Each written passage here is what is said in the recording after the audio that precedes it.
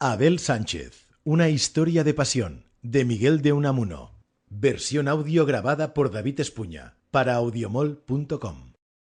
Al morir Joaquín Monegro, encontróse entre sus papeles una especie de memoria de la sombría pasión que le hubo devorado en vida, entremezclándose en este relato fragmentos tomados de esa confesión, así la rotuló, y que vienen a ser al modo de comentario que se hacía Joaquín a sí mismo de su propia dolencia. Esos fragmentos van entrecomillados. La confesión iba dirigida a su hija.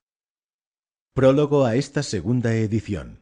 Al corregir las pruebas de esta segunda edición de mi Abel Sánchez, una historia de pasión, ¿acaso estaría mejor historia de una pasión? Y corregirlas aquí, en el destierro fronterizo, a la vista pero fuera de mi dolorosa España, he sentido revivir en mí todas las congojas patrióticas de que quise librarme al escribir esta historia congojosa, historia que no había querido volver a leer.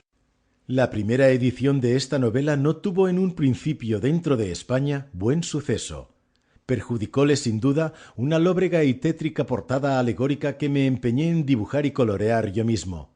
Pero perjudicóle acaso más la tétrica lombreguez del relato mismo. El público no gusta que se llegue con el escalpelo a hediondas simas del alma humana y que se haga saltar pus.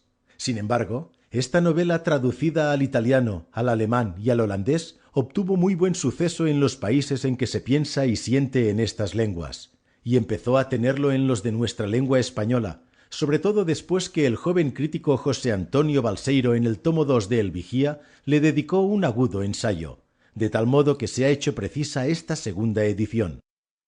Un joven norteamericano que prepara una tesis de doctorado sobre mi obra literaria me escribía hace poco preguntándome si saqué esta historia del Caín de Lord Byron, y tuve que contestarle que yo no he sacado mis ficciones novelescas o nivolescas de libros, sino de la vida social que siento y sufro y gozo en tomo mío y de mi propia vida.